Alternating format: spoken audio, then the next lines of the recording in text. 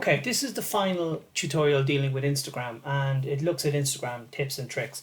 And really what I'm doing here is providing a few tips that I hope will help you to be more successful and more effective with how you post and with how you create stories. So, there's a number of tips here, and some of them are time saving tips, but a lot of them have got to do with effectiveness. So the first thing we're going to talk about is engagement. Okay, so it's all about engagement. Remember that once upon a time, engagement was a like or a share. Now you're talking about other things such as, allow people to engage with your actual stories. Instagram polls. The whole idea of putting stickers on stuff to try to make things a little bit pop a little bit more and to be a little bit cooler with what you're trying to do, with the transitions and so on that you're using as well. So with regards to your stories and your actual posts, it's about creating the conversation. If you can get people to like and share, well, then that's great. That's even better than just people seeing it. Okay, so what we're after seeing over the last while is that organic reach on Instagram is declining for your posts and so on, but stories are really growing. So you got to keep that in mind and look at your audience and use the insights that we talked about in one of the previous tutorials with regards to Instagram, to see exactly what's working and what's not working with your particular audience and with your particular aims. So it's all about engagement. So the next one is, one of the criteria that Instagram uses, in the algorithm to say whether your post is shown to other people or not, is time spent on posts. So put the time in. Put the time in because it'll be worthwhile in the long run. Here's a few things I just want to point out, and something you got to remember, and it's going back to the 80-20 rule that we talked about when we're dealing with Twitter and so on, or the 4-1-1 rule. So the whole idea of this is that you've got to serve your audience. Remember that. That's the whole purpose of this. Quite often when we're creating a personal Instagram post, it's right, how does this particular post, how does it reflect on me and my personal situation? So when you're thinking about business, you got to think about serving your audience. What will they get from this? That's the main point. It's all about, if you can align your goals with your audience's goals and you can achieve them, well, then that's really what good business is all about. So remember what they see in your post, what they want from your post. Again, use insights to see what has worked well for you in the past. Okay. So it's all about optimizing what you're doing and how you're trying to do it. So in order to do that, include small little things like, mention stickers, like, include location stickers. People like these ideas here. And don't forget your hashtags, and you can include those as stickers, of course, but don't get tacky. Try to keep this, in line with your brand and what you're trying to do with your brand. All right. If it's all about fun, great. But if it's all about business, it may not, you can bring a fun element into it, but don't have it all fun all the time. Okay. Now, when it comes to posting anything, scheduling well is really important, especially when you're dealing with stories and you have a 24-hour window, we'll say. You've got to make sure that 24-hour window counts. So if you know that people, engage with you more, we'll say on a Friday than they do on a Wednesday, well, then maybe that's the time to keep your really important posts for those times, okay, and really important stories for those times, to try and get to build momentum and to get the most engagement from your actual most bang for your buck, so to speak. Okay. Don't be afraid to tell your story. Quite often we're not very good at putting stuff out there and telling people about what you do well and so on. We're a bit shy on doing that. So with something like Instagram, it's about showing people what you can do for them. And if you can do that well, as I said earlier on, you will achieve your goals. Okay. Hashtags, as I keep saying, it's about growing your audience. And if that is the case, well, then you're talking about your keywords and your hashtags are really important to you. And as we saw with Instagram, you can add many hashtags, but you've got to keep them within a theme, and you've got to keep them you've got to make sure you're using the right hashtags. It's not about the number, it's about, how effective the ones you're using actually are. Okay. And as I keep saying here, you're it's this is why it's important to have a business profile rather than just a personal profile, because you get access to insights and you can see exactly what's working for you in the past and what's working for you now. It may not always be what's working for you, but you can learn from your successes and your mistakes.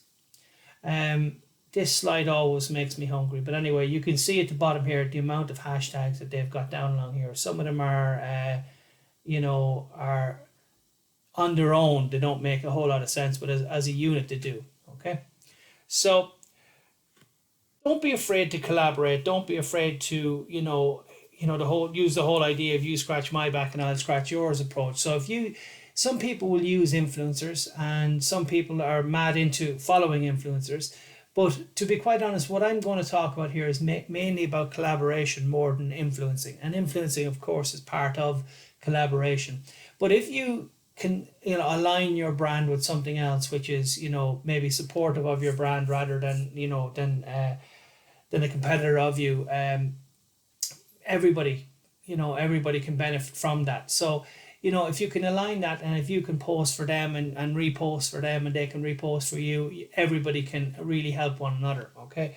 But remember that we are all influenced by something and someone. So I think it's very important for us to say no man is an island, that we all we realize that our audience are influenced by not only ourselves, but obviously businesses around us and competitors of us and so on. So it's important for us to understand what these things are, to align ourselves where appropriate, and to make sure we combat ones where we are actually maybe not in the best light. So it's all about trying to understand the environment that we're in and trying to get ourselves ahead in this environment. Okay. As I said, Instagram, no matter what way you look at it, it is an image-based channel. People, love a little bit of fun. So keep it light, and keep, it obviously depends on your aim and depends on your business and so on, but keep it light and try to look at the bright side. Finally, I'm going to just talk about direct messaging. When we're talking about direct messaging, we don't necessarily think of Instagram as a direct messaging medium. But when you think about this from a business perspective, and especially when you have a business profile, quite often you may be asked similar questions over and over again. So rather than spending loads of time answering the same questions, what I'm going to just introduce you to is a thing called quick response. Now, quick response means that it's like frequently asked questions.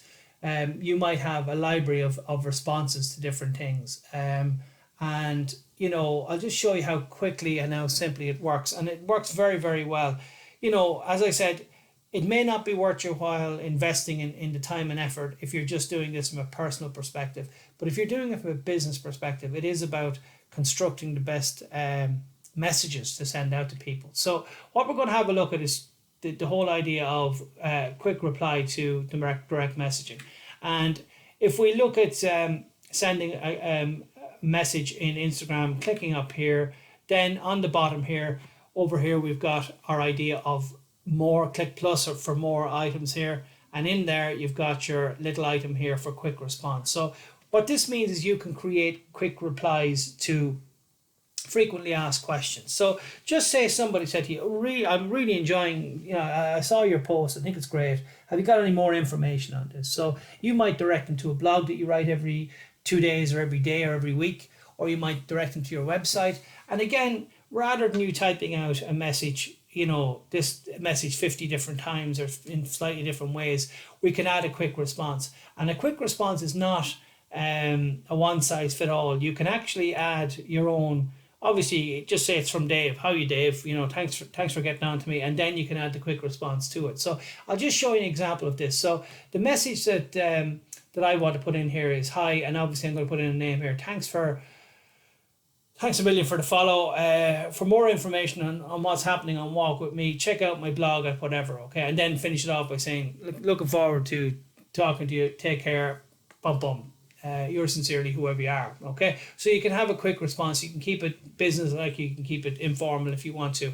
So as well as that, what I would advise you do is add a shortcut. And a shortcut means every time you type in, just say it was #1, or just say it was J9, or you just had a number attached. Mine here is BL, which is short for blog, obviously. So when I type in BL, my message comes in. Okay, so be careful if you are just typing in BL for some reason, this message will appear. So what actually happens here is, hi Paddy, and then I go to quick responses, and I just simply go quick responses, and it gives me a list of my quick responses. So I might have 20 of them in here. So I might have, something, it might be asking me when my next outing is. Just say I go on a hike every Saturday morning, and I meet at a certain location, and we go on a certain route. Well, then I would have maybe that in a quick reply. So I don't have to, every time somebody asks me about this, I don't literally have to retype out the same reply every single time. So, in this case here, I just simply add that to it. And because I've added in my Tumblr account, it actually brings in, a little screenshot of the Tumblr and so on. So it actually looks like I've put time and effort into this when I've only done this once.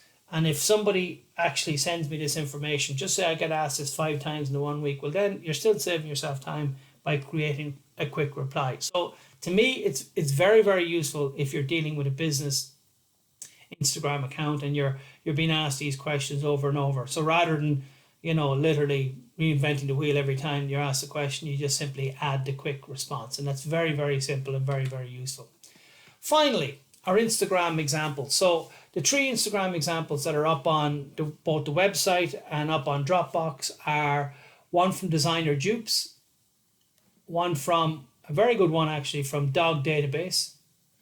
And finally we have FitQuals again, which, we're seeing FitQuals appearing, in a lot of our different channels. So therefore they've done a very, very good job across the board in creating all of their different channels and creating, a digital campaign for FitQuals. So have a look at those. They're up on the actual dedicated website, but also up on Dropbox.